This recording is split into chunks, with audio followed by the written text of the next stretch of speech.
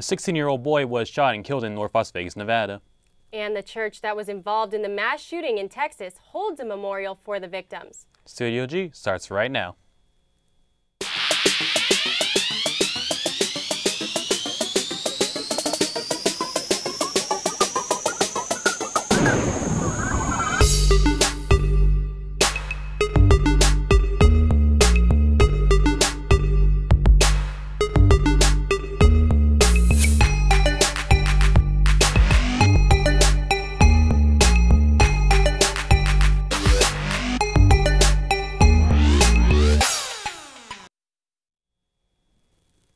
Good afternoon and welcome to Studio G. I'm Brianna Haney. And I'm Michael Carmona. We start your newscast off today with breaking news coming in from Northern California. A series of shootings happened at 5 locations which are now being investigated.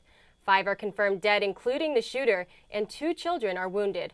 One of the shootings occurred at an elementary school, according to the Associated Press. The First Baptist Church of Sutherland Springs held its first Sunday service since the mass shooting. The service was moved to a baseball field due to the hundreds of people that were planning to attend. The memorial located inside of the church was set up with 26 chairs with a rose on top of each one in honor of the 26 victims that died. Roy Moore, the Alabama Republican Senate candidate, plans on suing the Washington Post for reporting that he had sexual relationships with teenagers at the age of 30, one being a 14-year-old. While at a campaign in Huntsville, Alabama, Moore said in his speech, quote, "The Washington Post published another attack on my character and reputation because they are desperate to stop my political campaign. These attacks said I was with a minor child and are false and untrue, and for which they will be sued." A 5th person has come forward with accusations against Moore. Alabama resident Beverly Young Nelson spoke on Monday about her alleged attack from the Republican Senate candidate. I thought he would get on the highway, but instead he drove to the back of the restaurant. I was not immediately alarmed, as there was an exit from the back of the restaurant to the street, and he could drive there to my house without getting on the highway. However, instead of driving to the street, he stopped the car.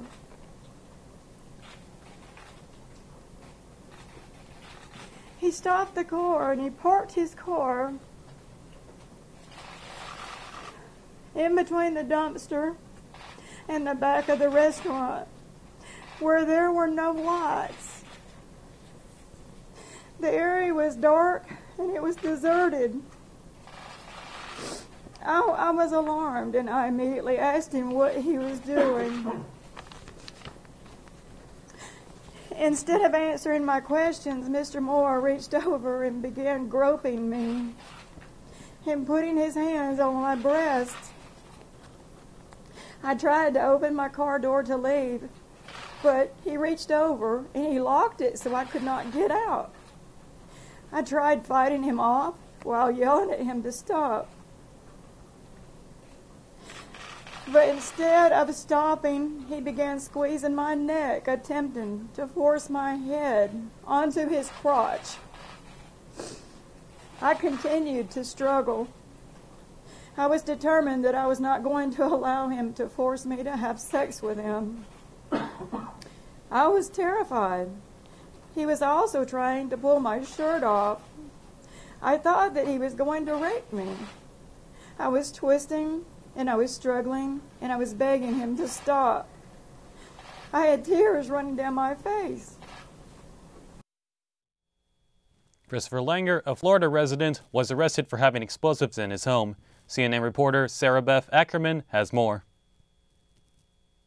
Just to think that there could have been a bomb go off that could have took all of us out of here. Volusia County investigators say this is the face of 31-year-old Christopher Langer. They say he's responsible for the activity you see outside this DeBerry home.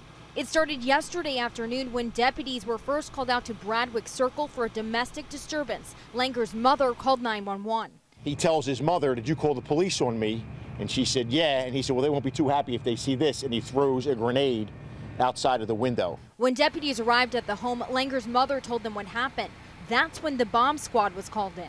Sheriff Chitwood says the pineapple-style grenade had everything in it but the powder. When deputies entered the home, they found homemade blasting caps, chemicals, and manuals on how to create booby traps and a...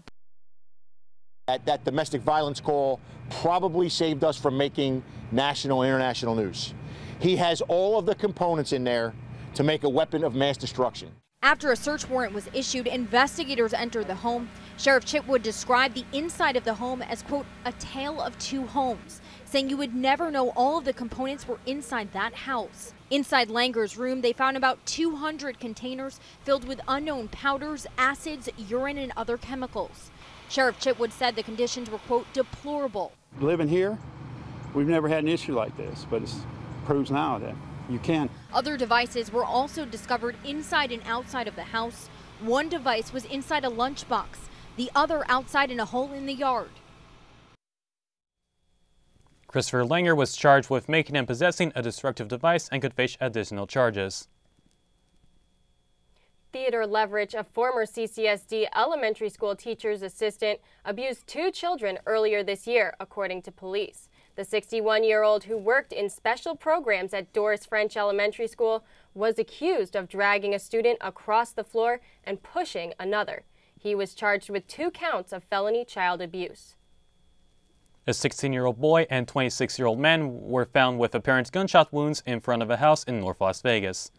North Las Vegas police officers later found out that an 18-year-old man was shot and was taken to the hospital before police had arrived.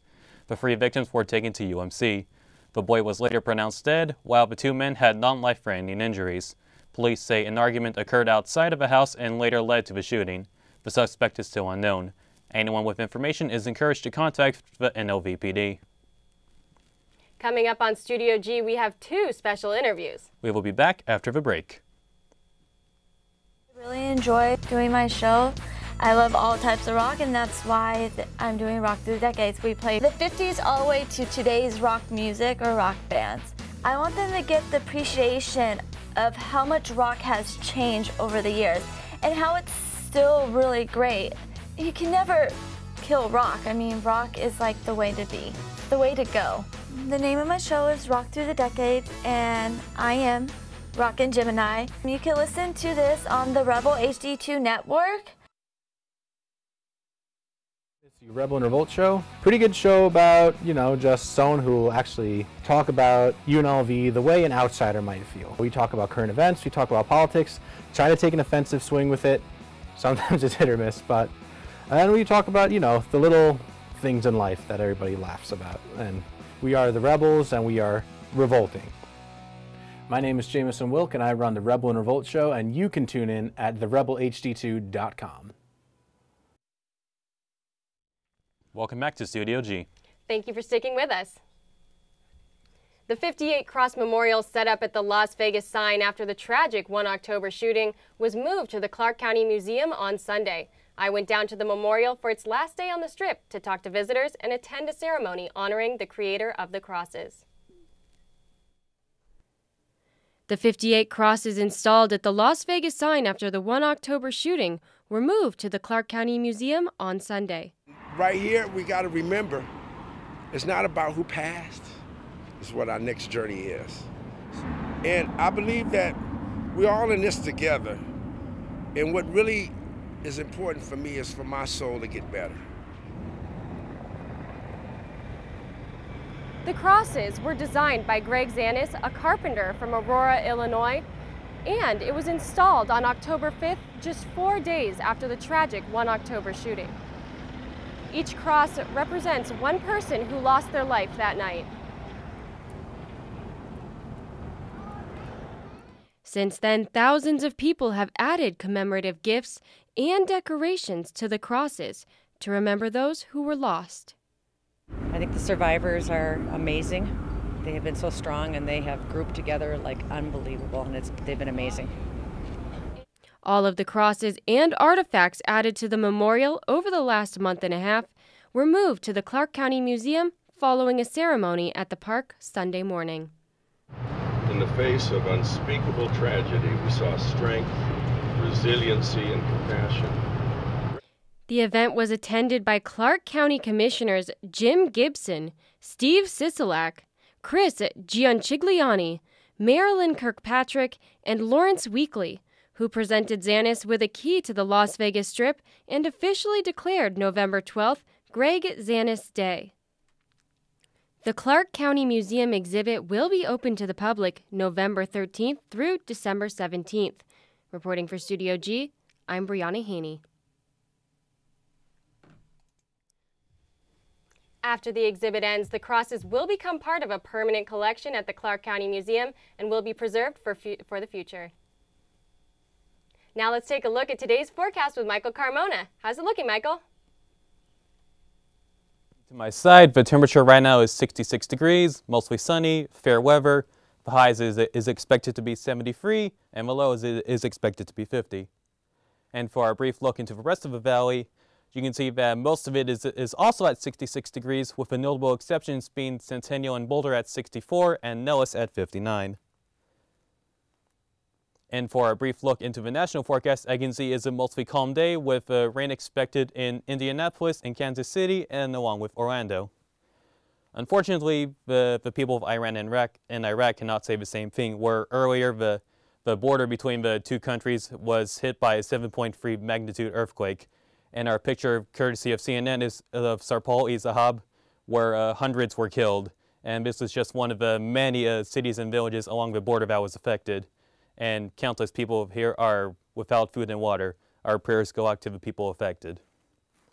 And on a lighter note, our 5-day forecast for Vegas, you can see it gradually increases over the course of a week, hitting a high of 78 on Thursday, where on Friday it'll drop by 10 degrees and it'll end on Saturday at 65. And for those of you who are at UNLV currently, the temperature is 66 degrees, mostly cloudy. The visibility is at 10 miles an hour, calm winds, and the humidity right now is at 24%.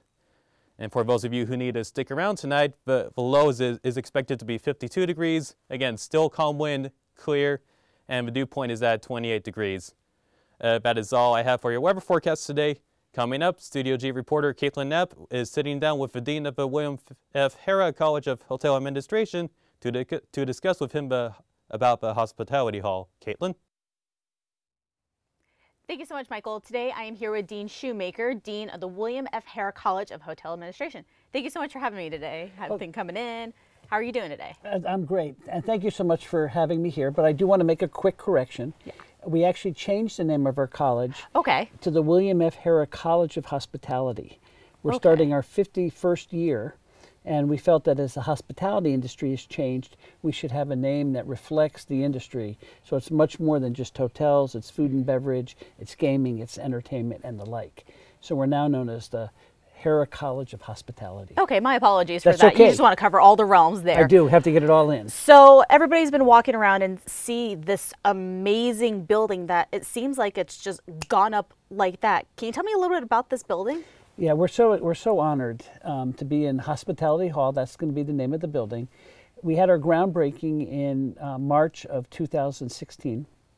So it's been about a year and a half build out. It's about 93,500 square feet of space. And it's funded, it's about a $48 million build. But then when you add the architectural fees and the land, it comes in about $60 million. And about half of that was actually funded by this taxpayer, so thank you very much.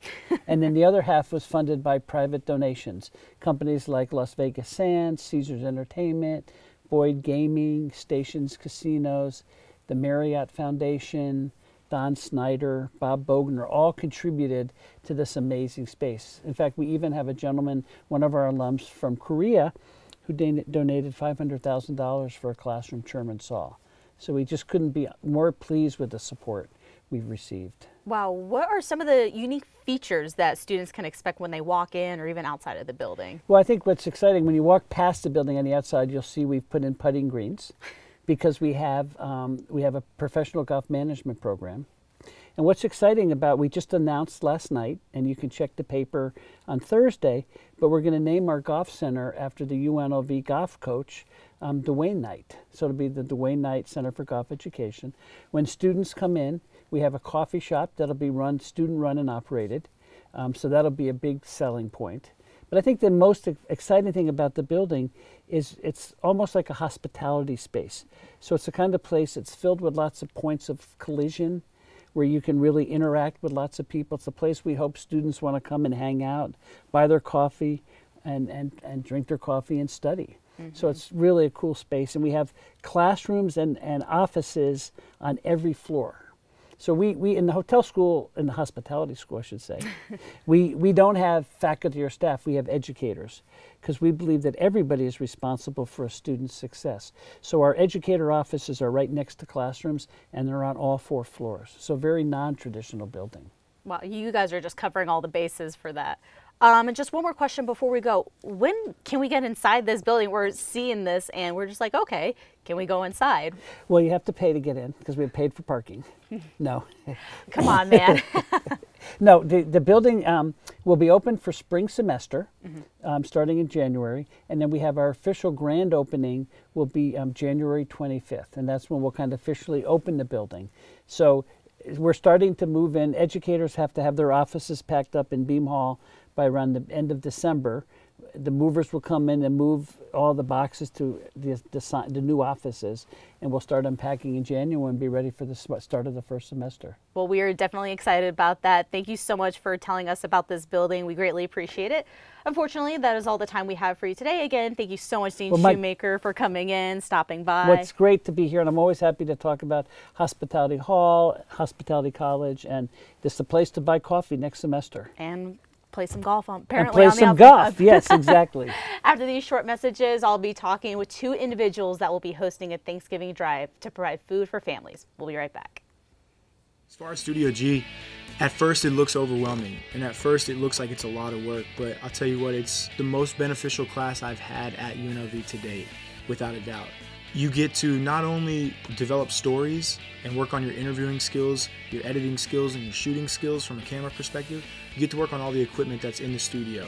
So you're working on audio, you're working on directing, tech directing. You get to produce your own show. You can take a 30-minute newscast and make it your own. And that's really cool about Studio G. Like I said, a lot of it seems overwhelming at first, but it is by far the best class I've taken at UNLV since I've been here.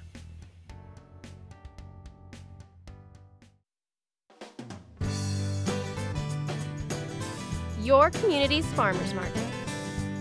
Welcoming, lively, friendly.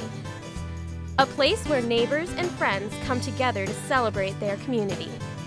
With over 50 vendors, organic, sustainable, fresh produce are available just for you. Support and buy local at Fresh 52. Welcome back to Studio G. Thanksgiving is a holiday that allows you to spend time with your loved ones, show appreciation, and of course eat delicious food. I'm here with David Velarde and Carlito De Leon to discuss with them about a Thanksgiving drive that will feed multiple families. Thank you so much for coming in, guys. Glad to be here today. So let's kind of just talk about the drive a little bit. Describe what the goal is right now and what the drive is all about. Well, the goal with the drive started off just to help needy families, and it kind of evolved into us reaching out to the military community. We found out that there's homeless people within our military community that need help, and we saw that we had the ability to fill that need and used our resources to be able to help their families to be able to celebrate Thanksgiving just like everybody else. And you guys are partnering with a couple organizations. Can you tell me a little bit about that? Yes, right now we are currently partnering with Metro Command downtown. We're partnering with the Air Force and with the Army Reserves. We're partnering also with this organization called the 9th Island Aunties, which donates a lot of resources to be able to make it possible for us to be able to help needy families. And with the military, obviously you're saying that, you know, a lot of them are in need.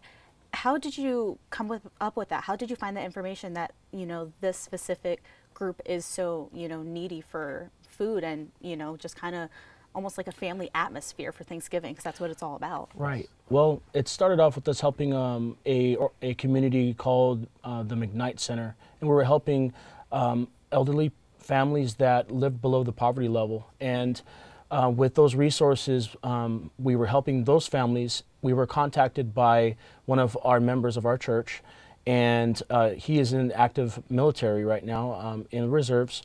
and the reserves contacted him and asked if we could help their needy families, and that's where it started. Then we started pouring those resources that we already had and pouring it into that area of need. Have you guys done this drive before? This is our second annual drive that we're doing. And what are the numbers that you're expecting compared to last year that you hope to have this year? Well, I have my director of outreach here with me. I'm going to allow him to share some of those numbers with you. Last year we reached 25 families, but we also reached 65 families, I think, right? They were 60. And this year it's 235 families. That's a big jump. Yes, it's a big jump.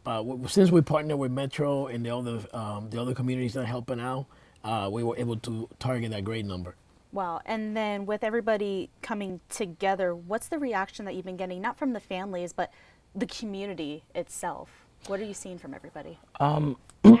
We're just seeing everybody's been so gracious, and so their hearts seem to be just be in appreciation, you know, to what we're trying to do. I think it really is meeting a need, and when you begin to meet a need within the community seems to give back in a way where appreciation is accepted from us, you know, and we've received, you know, different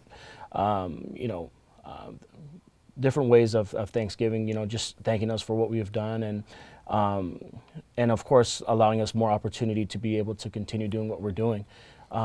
So it really has been great. It has been fulfilling for us. Okay, and then just one more last question. Where can people go to help you guys out? Obviously, you know, 4 hands are better than 2. Where can people go?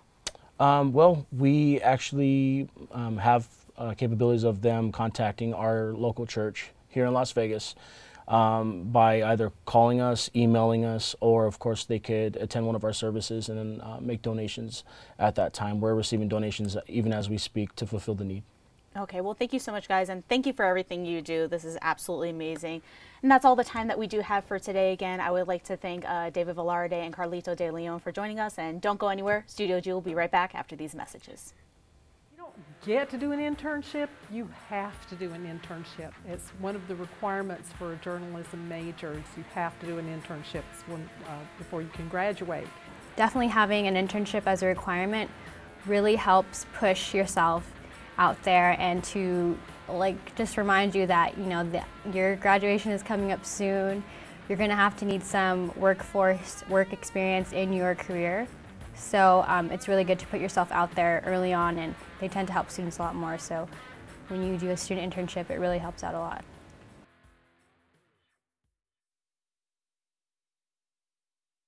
We are member supported.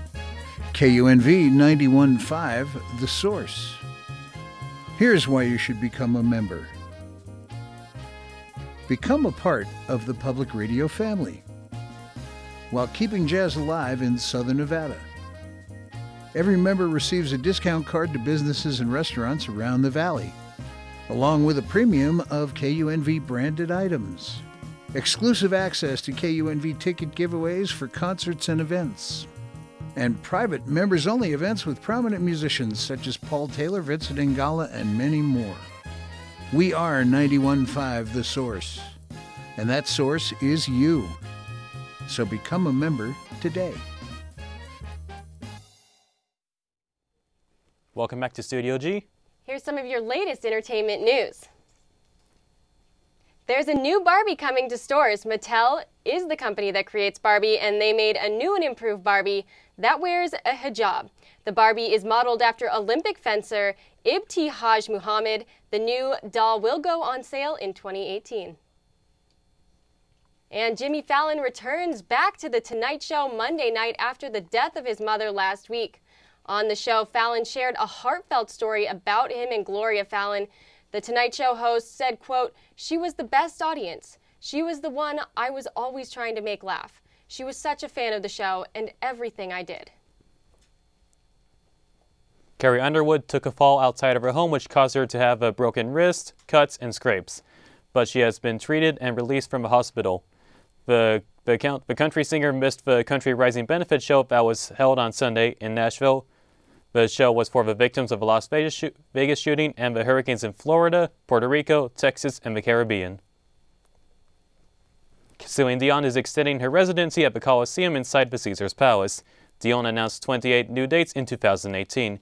The upcoming shows will take place between March 27th through June 9th. Hold on to your hats and get ready to take flight. Aviation Nation took place here in Las Vegas. Don't go anywhere. You're watching Studio G. You don't get to do an internship, you have to do an internship. It's one of the requirements for a journalism major. You have to do an internship before you can graduate. Definitely having an internship as a requirement really helps push yourself out there and to just remind you that your graduation is coming up soon. You're going to have to need some work experience in your career. So it's really good to put yourself out there early on, and they tend to help students a lot more. So when you do a student internship, it really helps out a lot. Our Metropolis is a 30-minute show that airs every Tuesday evening at 91.5. You're going to hear our regular contributors talking about what matters to our community. And not only what matters, but why does it matter? We look at our community as a whole, but we also pay special attention to what's happening here at UNLV, because that's our home as well. So looking at our Metropolis through the lens of a radio show really gives us the unique perspective to tell a story through words and through people. And I think it makes for a great program.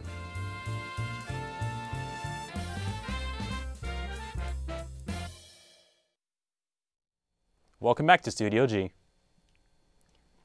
More than 200,000 people attended Aviation Nation this Veterans Day weekend, and one of those attendees was a young man with some very big goals. Studio G reporter Caitlin Knapp has the story. Here in Las Vegas, residents are ready to see some of the best aircraft hit the skies. And one of the much anticipated performances are the Thunderbirds, stationed here at Nellis Air Force Base. The Air Force is known for some of the finest aircraft in the world. They are also known for their ambassadors in blue, or better known as the Thunderbirds. But one young man is a Thunderbird in the making. You gotta be top of your field in order to dedicate your life and your year to it. 12-year-old Paul Miller is a Thunderbird superfan. Ever since he found out his cousin was on the team back in 2014, Paul's passion grew. He also has a pretty unique talent. The first air show that I went to was at Dover Air Force Base, and I told them, they said, I know a lot of the script, and I said it perfectly. Then they walk away. Then they come back and they say, hey, how would you like to narrate this maneuver? And I said, sure, I'd love to do that. So I had to ask, how did he memorize a script for a performance that's nearly 30 minutes? After I fell in love with the Thunderbirds, I downloaded a flight simulator game and I started learning the demo maneuver by maneuver. So come end of 2014, I knew all the moves, the script. Still don't believe it? Flying Thunderbird 1, the team's commander and leader from Sugar Land, Texas, Lieutenant Colonel Jason Hurd. The Thunderbirds strive to inspire many young kids. Since you're a super fan, do you want to be a Thunderbird? Oh, yes. And what would you want to do? Would you want boss. to narrate? I want to be boss. And while Paul still has a few years to go before he can put on the uniform, he's getting a head start and inspiring those who have the same dream. So if you want to be a Thunderbird pilot, you can be a Thunderbird pilot as long as you dedicate yourself to it. For Studio G, I'm Caitlin Knapp. Aviation Nation is the last show of the season for the Thunderbirds. If you don't catch them this time around, don't worry. The team starts their season back up in March, ready to show off their professionalism, precision, and pride. That's all the time we have for today. Join us tomorrow for more news right here on Studio G. Have a great day, Rebels.